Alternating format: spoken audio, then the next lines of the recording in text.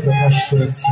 এই জন্য বারংবার আপনাদের সেই মূল্যবান ধৈর্য সহ চরণ কমলে আমার অনন্ত অনন্ত কোটি ধন্যবাদ।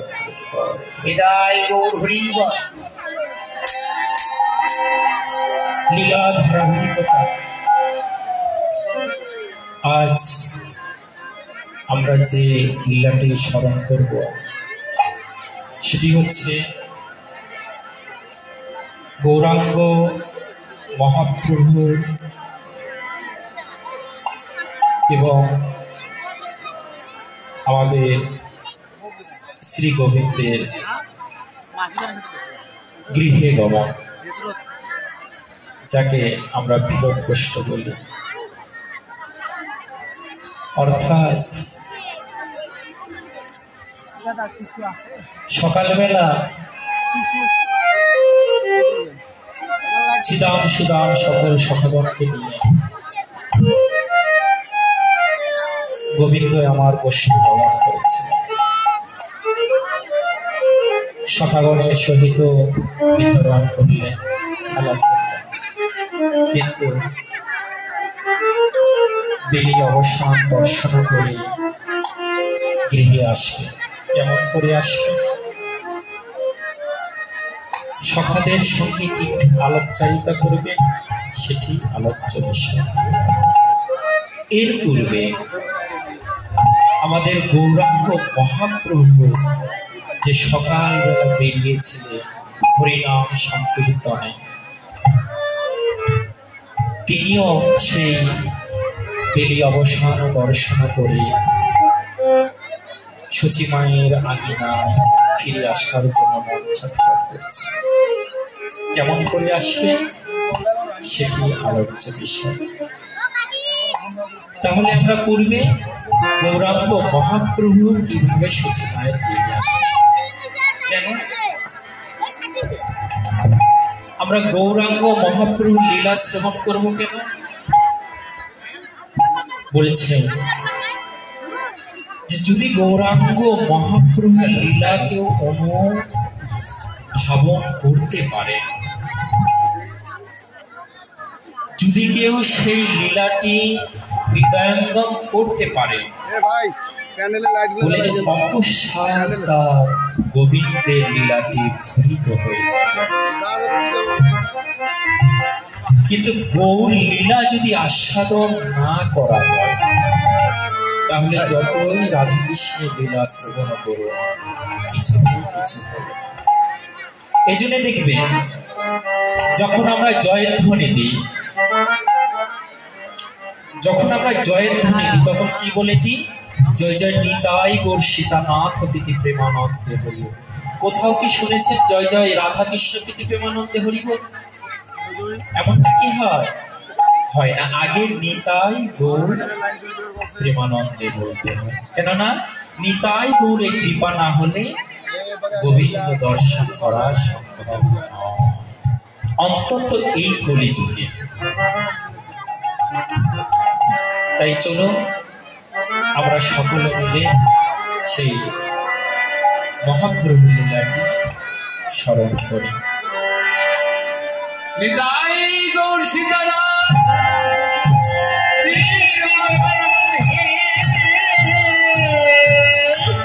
হরি হরি হরি হরি ওরে ও সুরধা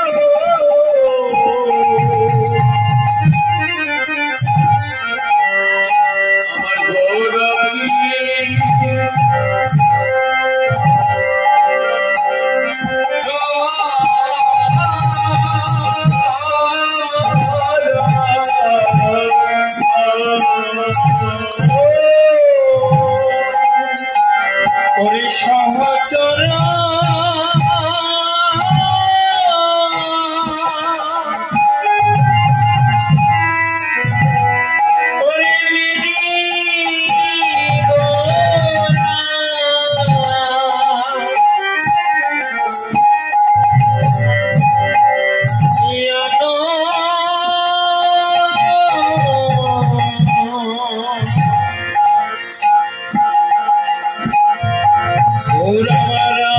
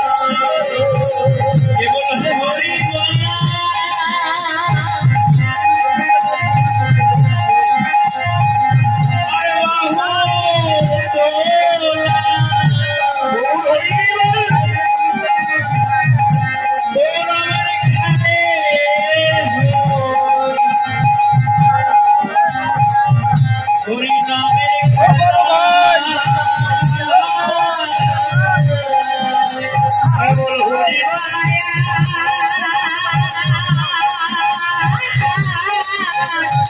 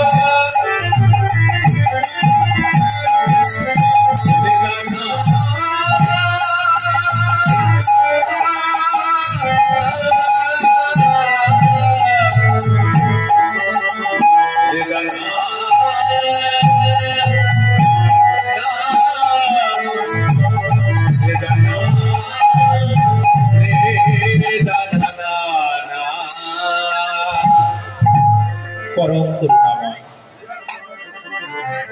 প্রেম পুরুষোত্তম সর্বাবতার সারে শিরোমণি পরতত্ত্ব সীমা অনাদির আদি গোবিন্দ সেই বিষ্ণুপ্রিয়া নয়ন হীরা অমৃত সনাতনের উপাস্য দেবতা সংকীর্তন নটুয়া গৌর হরি গৌর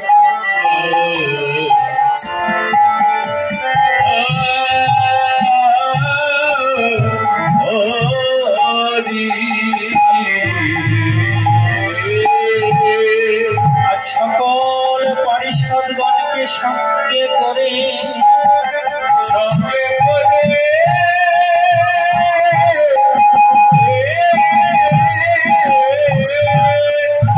সুরধ্বনি তীরে এসে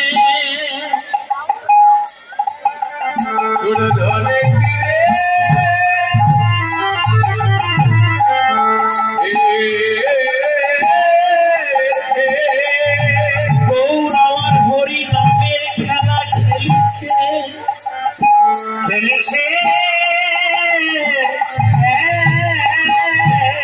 নিজে হরি বলে আর অন্যকে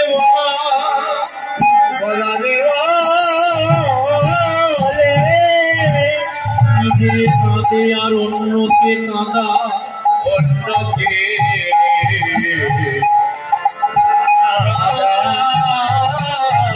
নিজে ভূমে করি যায় আর অন্যকে যাওয়া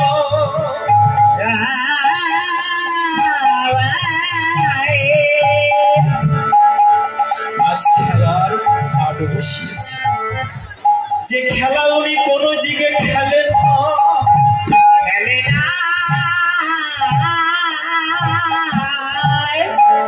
অনর্পিত চরিত চিরাত করুণায় অবতীর্ণ কর সমর্পিত উন্নত উজ্জ্বল রসং সভক্তি যেই প্রেম উনি কোন যুগে দেন দিতে পারেননি দেওয়ার সাধ্য ছিল না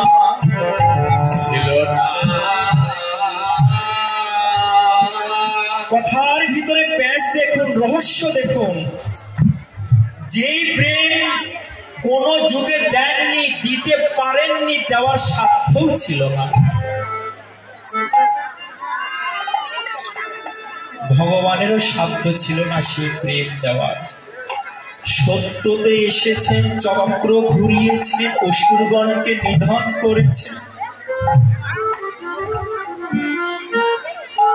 মৎস্য কূর্ময় অবতার হয়েছে পৃথিবীকে উদ্ধার করেছে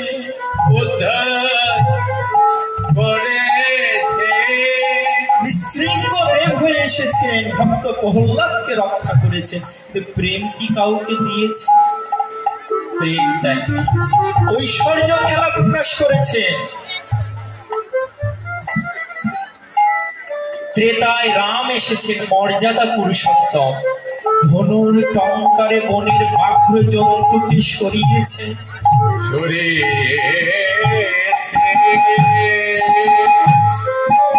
রাবণের মতো মহাপ্রতাপশালী অসুরকে নিধন করেছে কিন্তু প্রেম দিবেন কোথা থেকে প্রেম তো নাই ভগবান শ্রীকৃষ্ণ হয়ে এসেছেন কাপড় যুগে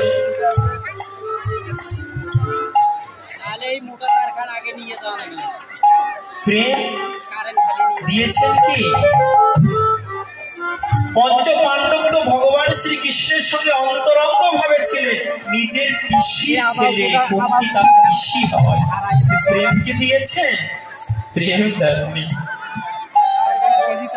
কেননা ভগবান বলছেন সব ভক্তি শ্রিয়ম সব মানে আমার এটা আমার ভক্তি সব ভক্তি শ্রিয়ম ভগবান সব দিতে পারে ওই একটা জিনিস উনি দিতে পারেন না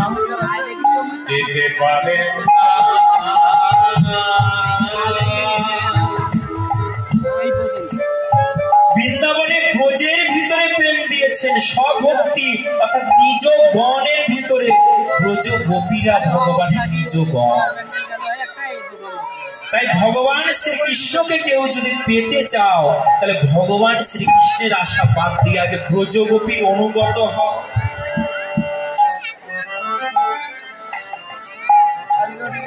ব্রজগোপীর অনুগত। মহাদেব হতে পেরেছিলেন না বলে রাস থেকে বিতাড়িত হয়েছিলেন।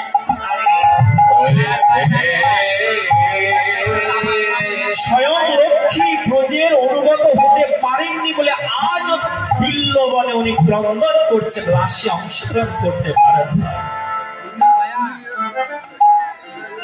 অন্যান্য ভগবান আপনি পেতে পারেন, কিন্তু বৃন্দাবনে অপ্রাকৃত নবীন মদন পেতে হলে আপনাকে ব্রজ গোপীর অনুগত হতেই হবে।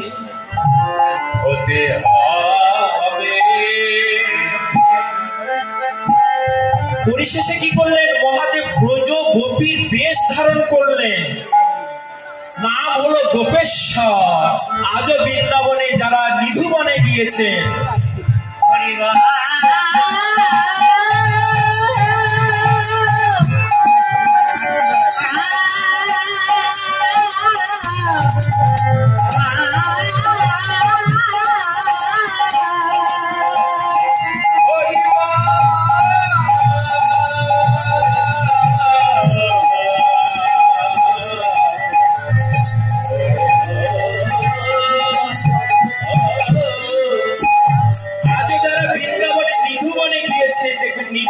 সাথে গোপেশ্বর মহাদেব আছে, অর্ধেক নারী অর্ধেক নর। শুধু বেশটাকে ধারণ করেছিলেন কিন্তু অনুগত হতে পারেননি। তাই মহাজন বলছে শুধু গোপী বেশ ধারণ করলেই যে গোবিন্দ পাওয়া যাবে এমনটা নয়। সাধু হয়েছি শুধু মালা তিলক করবো, মাথায় ঘোমটা দিব আর গোবিন্দ পেয়ে যাব, এটা নয়, এটা নয়। নিজের সাধুত্বটাকে অর্জন করতে হবে। আমাদের গুরুদেব 108 প্রভুপাদ কৃষ্ণচন্দ্র গোস্বামী একটা কথা বলতেন যে বাবা তোরা সাধু হচ্ছিস, সাধু একটু পরে হয়, আগে প্রকৃত মানুষ। প্রকৃত মানুষ হতে পারলে সাধু অনায়াসে হতে পারবে। আমরা তো প্রকৃত মানুষই হতে পারিনি। মালা তিলক করি সাধু। ঈশ্বরচন্দ্র গুপ্ত একটি কবিতা বলেছিলেন, নিয়ত মানুষ ধানী এক রূপ ভাব, জগতের সুখ দুঃখে সুখ দুঃখ লাভ, পরপীড়া পরিহার পুণ্য পরিতোষ, সদানন্দে পরিপূর্ণ স্বভাবের কোষ, কেবল পরের হিতে এক রূপ ভাব, মানুষ তারই বলি মানুষকে। এই যে গুণ উল্লেখ করেছি এগুলো কি আমার ভিতরে আছে? আগেই সাধু হয়ে গেছি। মানুষের মনুষ্যত্ব অর্জন করতে না পারলে বেশ ধারণ করো কোনো লাভ। আজ থেকে 200 বছর পূর্বে রাজস্থানে একটা সাধিকা ছিলেন। রাজস্থানে একটা সাধিকা ছিলেন, নাম হচ্ছে মীরা। তিনি একটি বার্তা দিয়ে গেছেন, কি জানেন? উপদেশ অন্য কাউকে দিতে নেই, উপদেশ দিতে হয় নিজের মনকে। তাই মীরা দেবী নিজের মনকে দিচ্ছেন, হে মন, তুমি সাধনা করবে, ভজন করবে, তাহলে আমার থেকে শোনো। কি করে? সাধন করে না চাহি রে মনুয়া, ভজন করে না চাহি। সাধন করে না চাহি রে মনুয়া, ভজন করে না চাহি।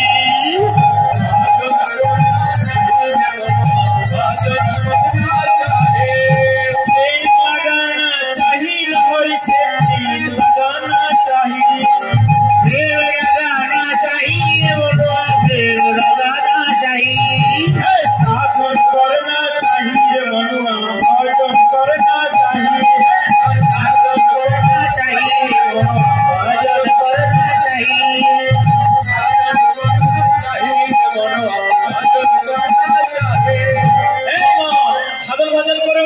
তাহলে আমার থেকে শোনো। তুলসী বিদিন সে হরি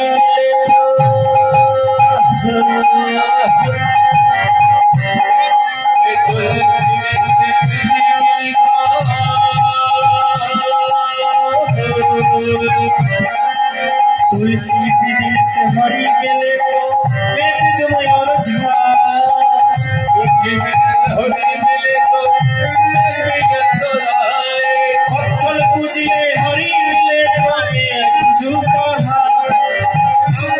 से हरि साधन करना चाहिए मनुआ साधन करने चाहिए मनुआ भजन करने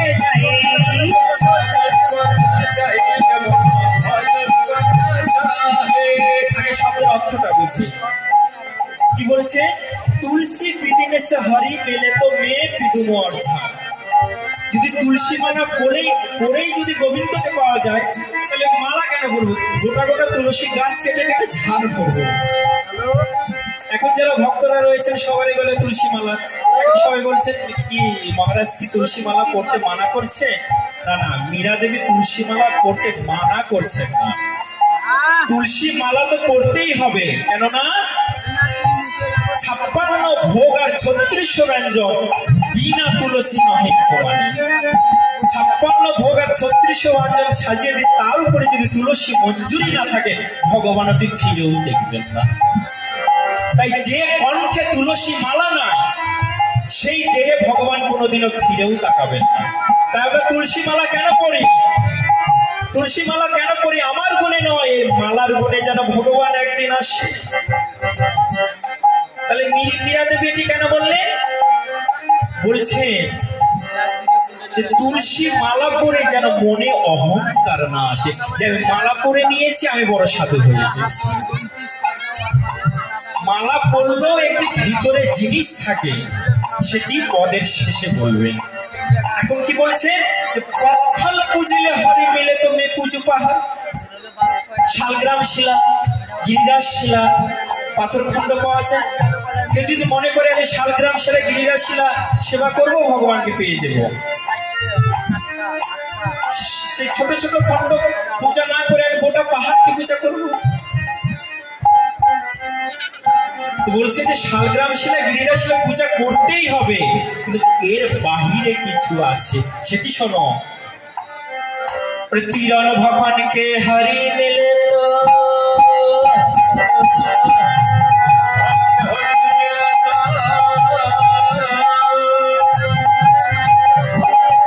তিরণ ভখনকে হরি মিলে তো বহুত রই যায় আজ্ঞা।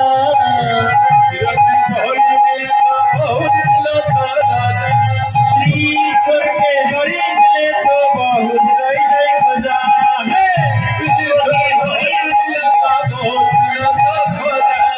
साधन करना चाहिए मनुआ भजन करना चाहिए। साधन करना चाहिए मनुआ भजन करना चाहिए।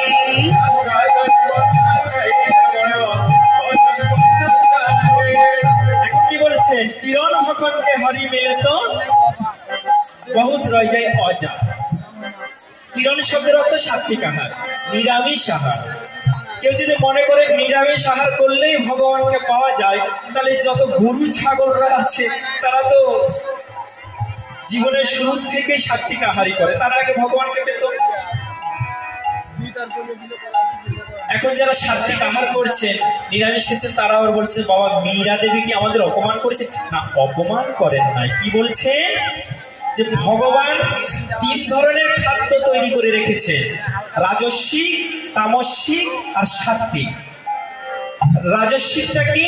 মাছ, মাংস, পেঁয়াজ, রসুন, উগ্রজ, যেগুলো খেলে আমাদের মনটা উগ্রজ হয়। এই রাজস্বিক খাবারকে কোনোদিনও ভগবানকে পাওয়া যায় না। কাকে পাবেন? ব্রহ্মাকে পাবেন। ব্রহ্ম জ্ঞান অনিসন্দেশ্য ব্যক্তি এই রাজস্বিক আহার গ্রহণ করতে পারেন।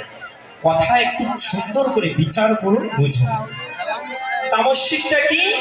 না পচা, বাসি, দুর্গন্ধযুক্ত খাবার। এই খাবারকে কোনোদিনও বিষ্ণু ভগবানকে পাওয়া যায় না। কাকে পাওয়া যায়? মহাদেবকে।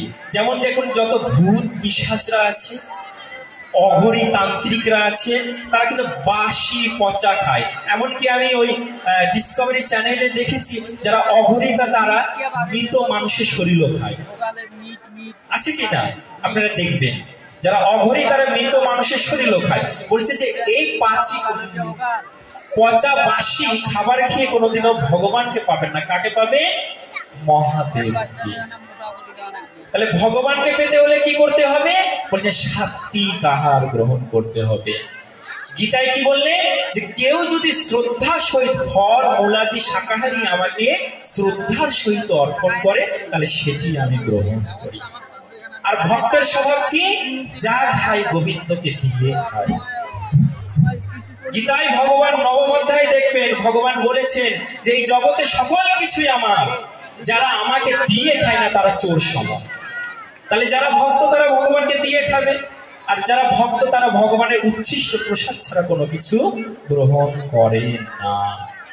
তাই মীরা বলছে যে আমি সাত্বিক আহার করছি যেন আমার মনে অহংকার না আসে, যে আমি সাত্বিক আহার করছি, ভগবানের পাওয়ার প্রথম স্তরে আমি আছি, এই মনে যেন অহংকার না আসে। আর কি বলছে? স্ত্রী ছোড়কে হরি মিলে তো বহুত রয়ে খোঁজা। স্ত্রী ত্যাগ করে যদি ভগবানকে পাওয়া যায় তাহলে যারা নপুংসক আছে, তৃতীয় লিঙ্গের ব্যক্তি আছে, তাদের তো কোনো স্ত্রী নাই, বিয়ে হয় না, তার আগে ভগবানকে পেত। ভগবানের উদ্দেশ্য তো ত্যাগ করতেই হবে। আমাদের শ্রীমদ্ ভাগবতে উল্লেখ রয়েছে যে কৃষ্ণ ভক্ত সন্তান উৎপাদনের নিমিত্তে যেটুকু স্ত্রী সঙ্গ সেটুকুই বৈধ। এর ব্যতীত যদি স্ত্রী সঙ্গ করা হয়, নিজের স্ত্রী সঙ্গ যদি সঙ্গ করা সেটি অবৈধ। ত্যাগ মনে থাকতেই হবে, কিন্তু এই ত্যাগ থাকবে আর মনে যদি অহংকার থাকে আমি ত্যাগ করছি, আমি ভগবানকে আগে পাবো, সেটি হবে। এরপরে কি বলছে? ওরে দুধ পিনে সে হরি মিলে তো, दूध पिले के हरि मिले सो,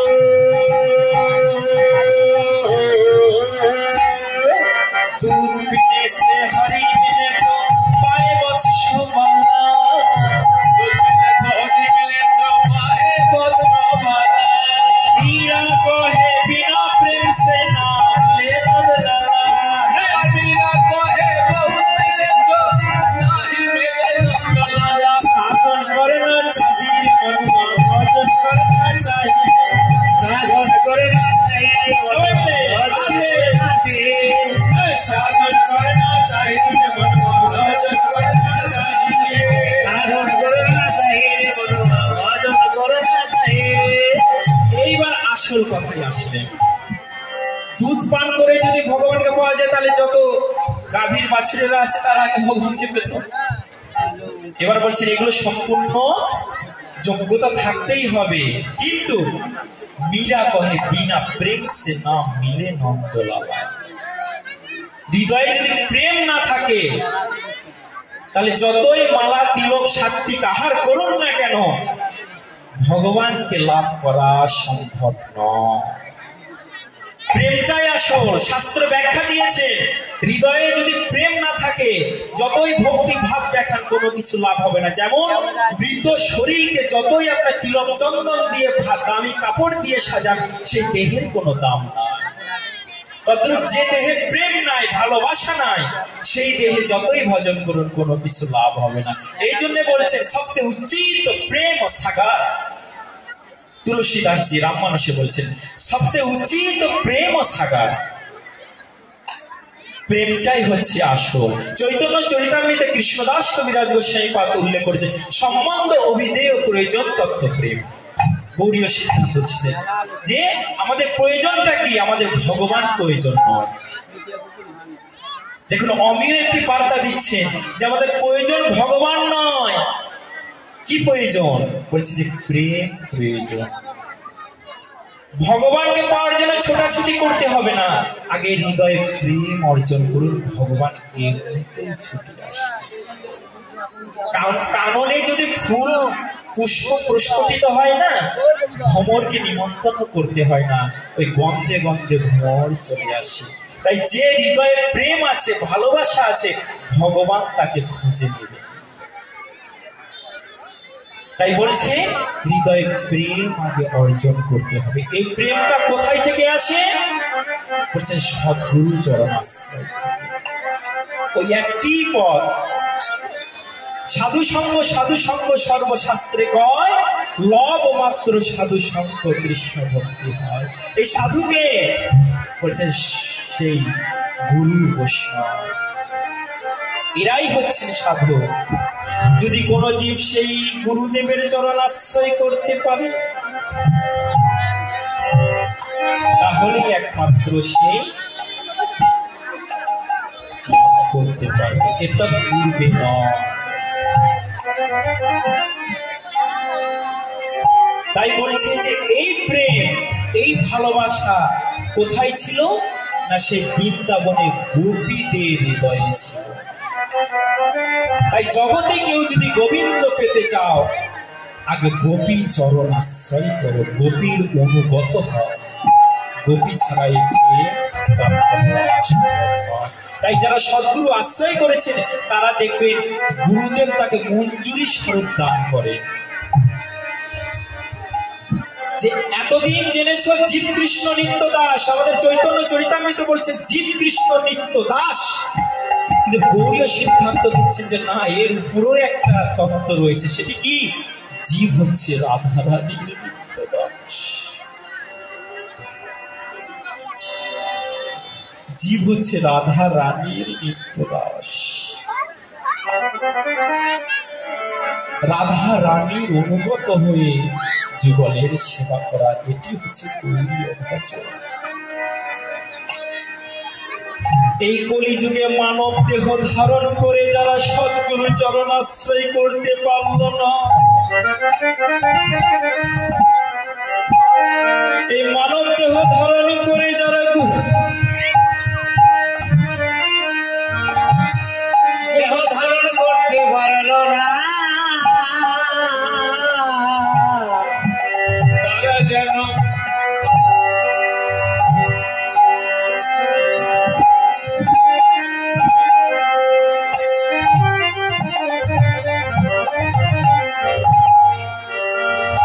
তাদের ভাবে আসা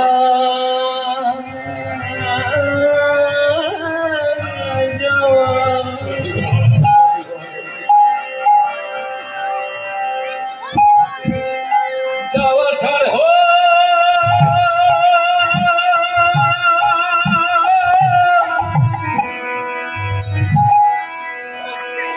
হইল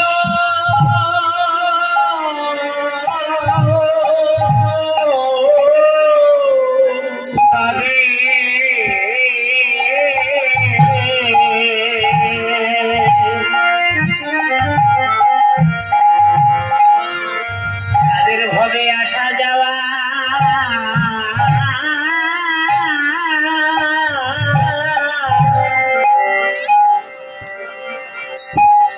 পড়ে যাওয়ায় আসা সার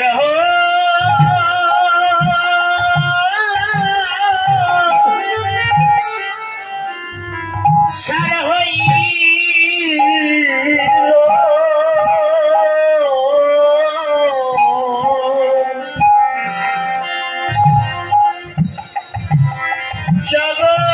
জগতে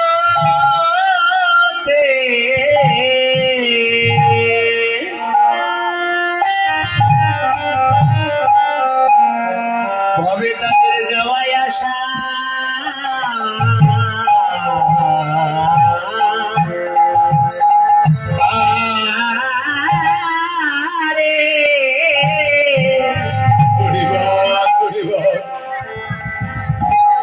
পড়ে যাওয়ায় আসা সার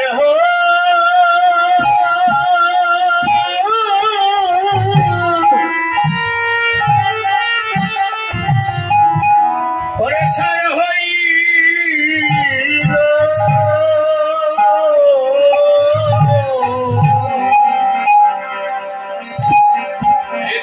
গোবিন্দ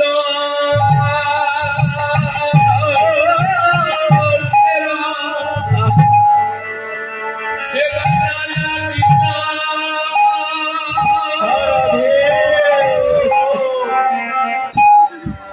ভাবে তাদের আশা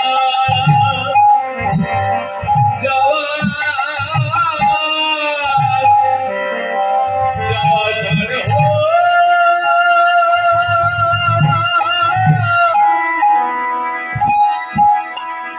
সার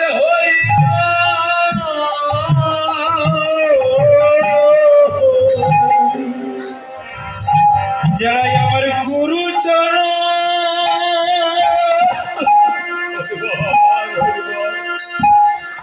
আশ্রয় করিল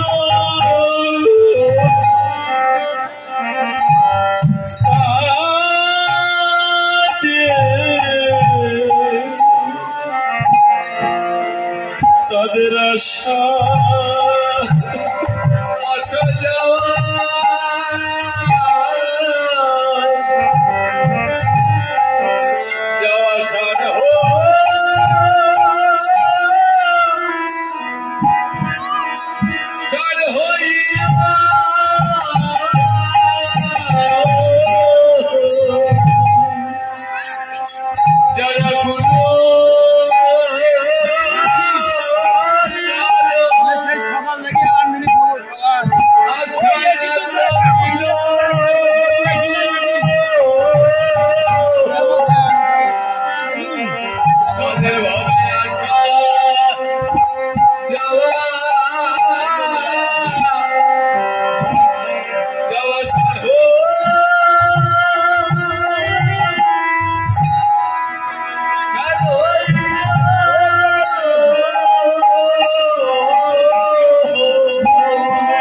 শুদ্ধ ভক্তের ধুলি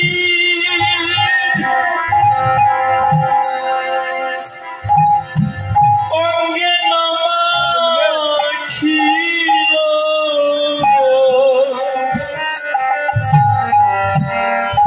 জগতে তাদের আশা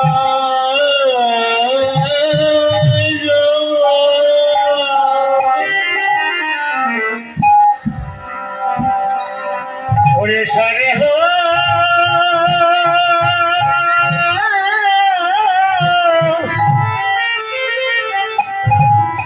ওরে সারে হই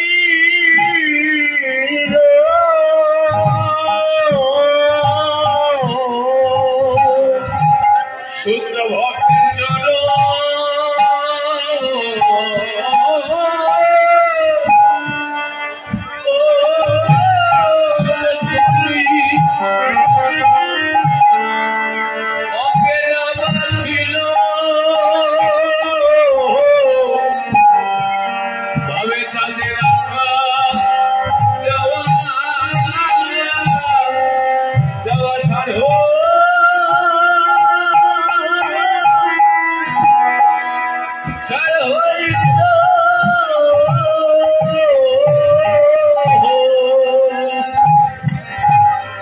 এই জগতে যে জীব সদ্গুরু চরণাশ্রয় করতে পারে না,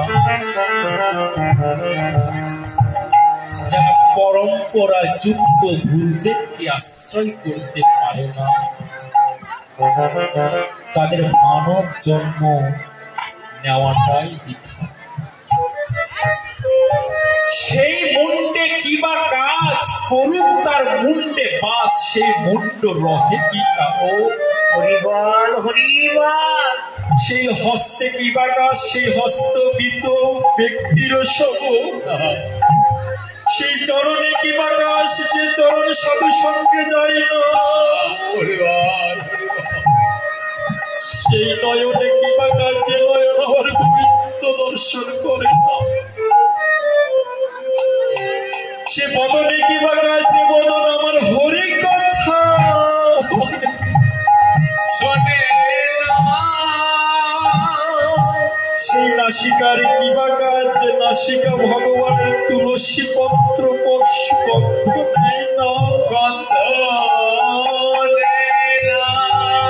ধিক্কার দিচ্ছেন শ্রীমদ্ ভাগবত। শাস্ত্রের বাহিরে যেতে দাও। শাস্ত্র ধিক্কার দিচ্ছে শ্রীমদ্ ভাগবত। একটা ইন্দ্রের সার্থকতা দেখিয়েছে। এই কৃষ্ণ ভজন ব্যতীত যদি ইন্দ্র থাকে, বলছেন ওই ইন্দ্রকে ঠিক। শাস্ত্রের বাহিরে কোনো কথা নয়। কথা যদি বলতেই হয়, আমাদের রসরাজ সেই ভাগবতের কথা বলুন, চৈতন্য চরিতামৃতের কথা বলুন, মহাজনের কথা বলুন। এ কথা ও কথা গাল গল্প দিয়ে কীর্তন আসরে উঠে সেলিব্রিটি পাওয়া এটা উদ্দেশ্য নয়। মার্কেট পাওয়া, সেলিব্রিটি পাওয়া সেটা আলাদা জিনিস, আর গৌর গোবিন্দের কথা প্রচার করা সেটা আলাদা জিনিস। শাস্ত্রে উল্লেখ রয়েছে, যারা কীর্তন আসরে ব্যাস আসনে বসে শাস্ত্রের বাহিরে কোনো কথা বলে, সেই ব্যক্তি ব্যাস আসনে ওঠার তার কোনো অধিকারই না। এই জন্য সবার মুখে কীর্তন শুনতে না, সাধু মুখে হরিকথা, সাধুগণের মুখ থেকেই হরিকথা শুনতে হয়। অবৈষ্ণবের মুখ থেকে হরিকথা শুনলে হৃদয়ে শুধু কাম উদ্দীপন হয়, সংসারের প্রতি বিশাল জাগ্রত হয়। হরিকথা কৃষ্ণ কথা শ্রবণ করে যদি কৃষ্ণ ভক্তিরই উদয় না হয়, যদি নয়নে অশ্রু বিসর্জিত না হয়, তাহলে সেই কীর্তন শ্রবণের কোনো মহত্ব না।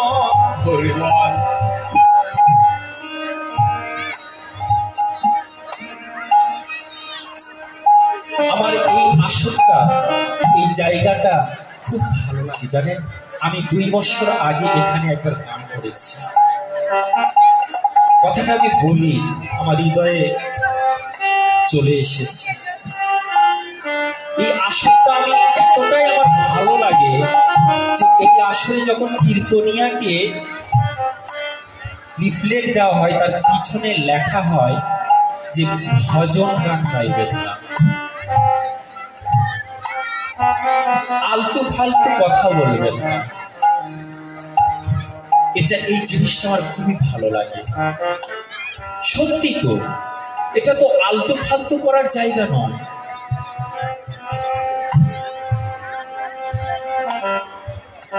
বাচ্চা জন্ম নিলে মুখে মধু দিতে হবে, ছাতা কিনে বাড়ির কোথায় রাখতে হবে, সিঁদুর পড়লে স্বামীর মঙ্গল লাউ হবে, এটা তো কোনো শাস্ত্রের কথা নয়, এটা বিষয়ের কথা।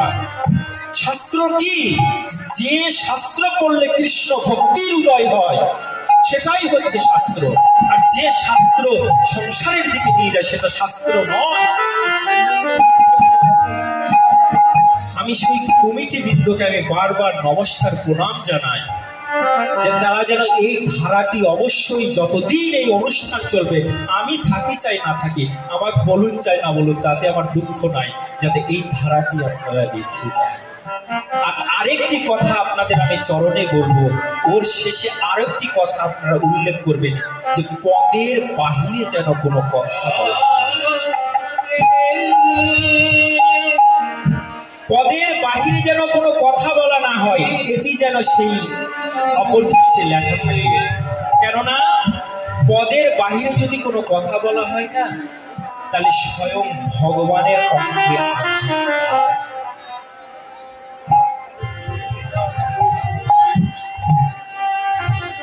তাই গৌরাঙ্গ মহাপ্রভু আজ আমার রাধারানীর ভাব এবং কান্তি নিয়ে গৌর হয়েছে। কেন রাধারানীকে আশ্রয় করলেন? বলে রাধারানী তো প্রেমের গুরু,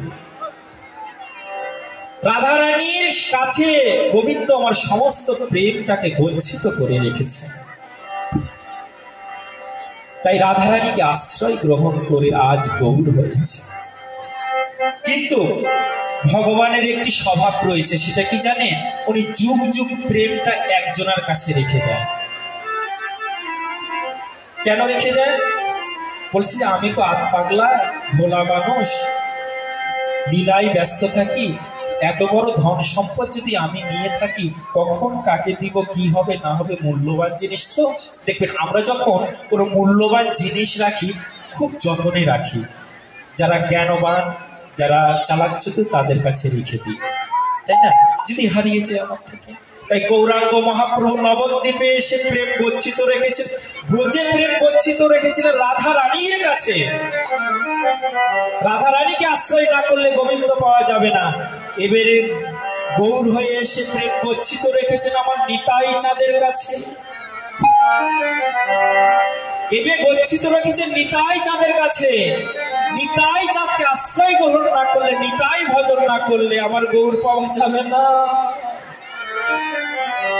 তাই তো মহাজন এক পাশে দাঁড়িয়ে থেকে বলেছেন, গো তোমরা ভজ নিতাই, ভজ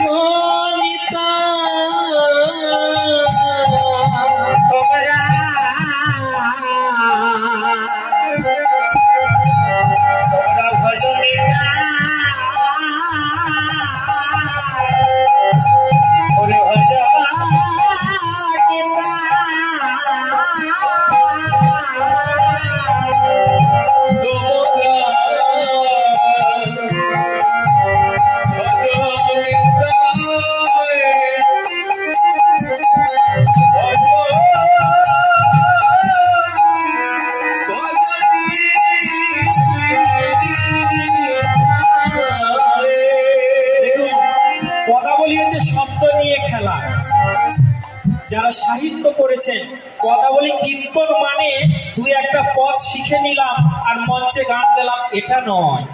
শিক্ষিত সুশিক্ষিত না হলে পদের ব্যাখ্যা করা সম্ভব নয়। ব্যাকরণ অলঙ্কার এগুলো না জানলে পদের ব্যাখ্যা করা সম্ভব নয়। একই শব্দ দ্বারা অনেক শব্দ বোঝানো, এদের এই শব্দকে বলা হয় যমজ বা শ্লেষ শব্দ। কি বলছে? তোমরা ভজনিতাই ভজনিতাই, কলিযুগে তোমরা ভজন করনিতাই করনিতাই। এরপরে কি বলছে? তোমরা ভজনিতাই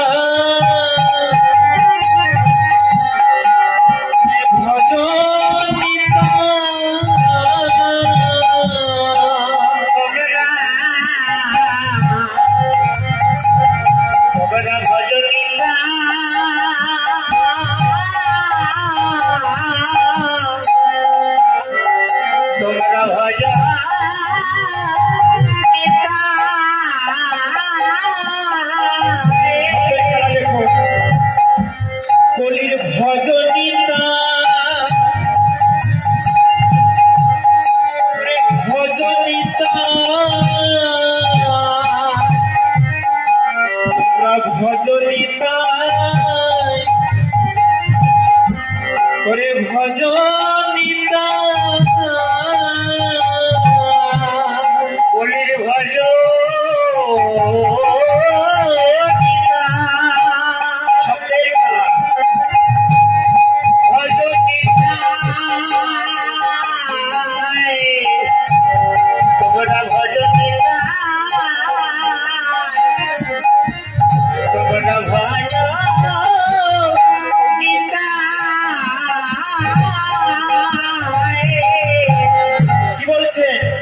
ভজনিতাই ভজনিতাই, কেননা এই কলির ভজনই তাই, এই কলিযুগের ভজনটাই হচ্ছে তাই।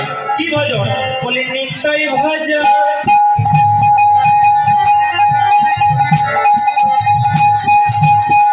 আর গৌর ভজন, বলি ভজনিতা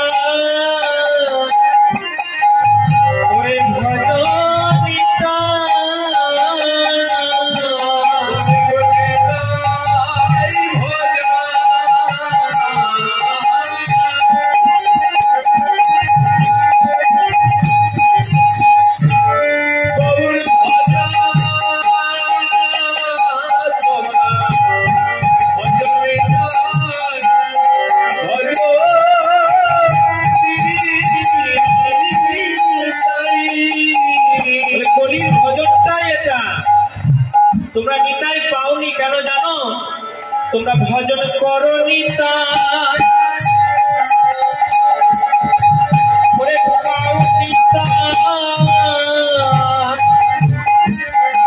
তোমরা ভজনিতাই ওরে ভজনিতাই,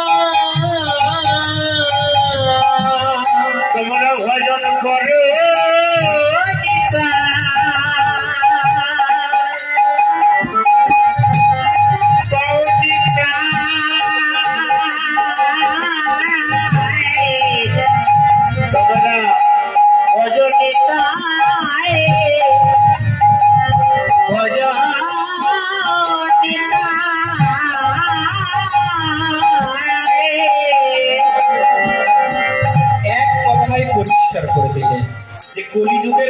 ভজনটাই হচ্ছে নিতাই ভজন। তোমরা নিতাই ভজন করনি, তাই আজও পর্যন্ত আমার গৌরচাঁদকে পাওনি। যদি ঘষতে নিতাই তাহলে পেতে নিতাই। কেননা নিতাইয়ের মতন করুণাময় জগতে আর কোন অবতার নাই। মারিলি কলিশ্র কানে সহিবার পানি,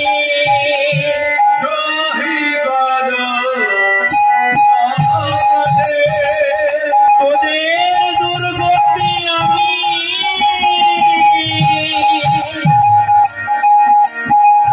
সহিতে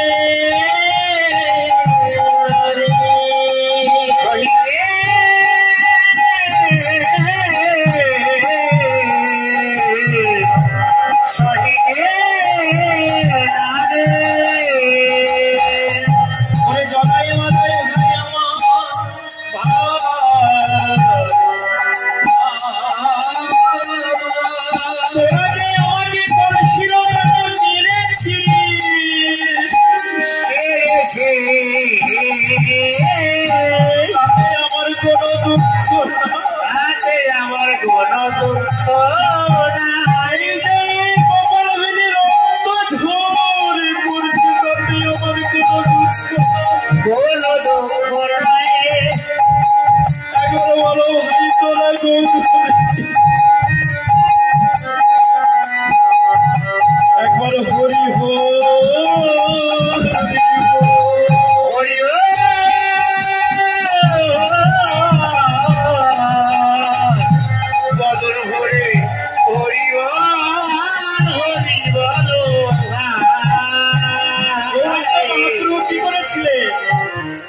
সুদর্শন চক্রকে আহ্বান করেছিলেন যে আমার ভক্তের উপর প্রহার করেছিস, আজ তোদের আমি রাখবো না। আমি প্রতিজ্ঞা করেছি রানী, এবে অস্ত্র না ধরিব, প্রাণে কারো না মানিব, প্রেম দিয়া তুষিব সবাকা।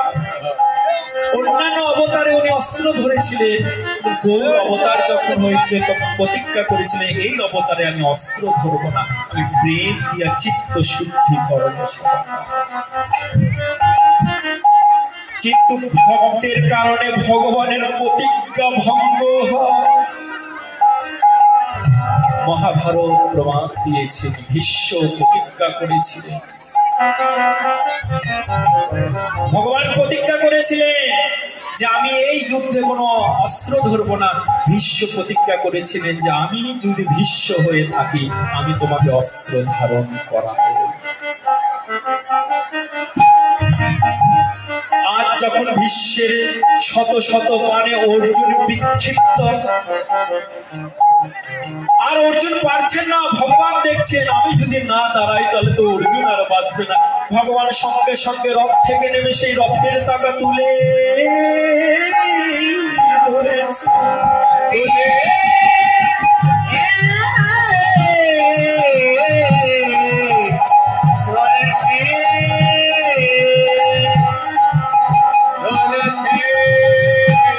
জগজনকে জানিয়ে দিলেন, দেখো ভগজি, আমি ভক্তের জন্য প্রতিজ্ঞা করতে পারি, আবার ভক্তের জন্য প্রতিজ্ঞা ভাঙতেও পারি।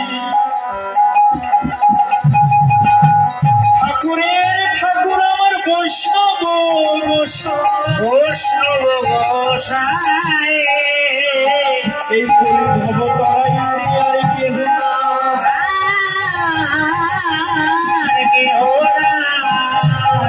রহস্য রয়েছে। ঠাকুরের ঠাকুর আমার বৈষ্ণব গোসাই, ভগবানের উপরেও একজন রয়েছে, সেটি কে?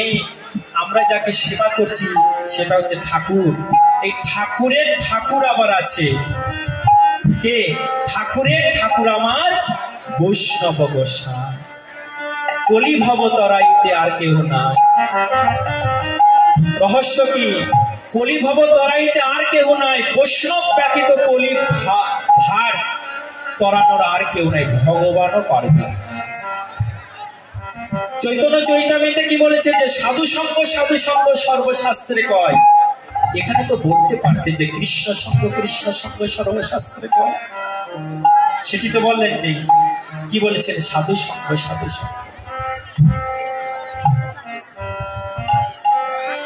মাধুর্য কাদম্বিনী গ্রন্থে বিশ্বনাথ চক্রবর্তী পাদ উল্লেখ করেছে। এই জন্যে বলা হয়েছে যে শাস্ত্র আমাদের জানতে হয়, শাস্ত্র পড়তে হয়। মহাজনরা যে গ্রন্থ রচনা করেছেন এগুলো কেন?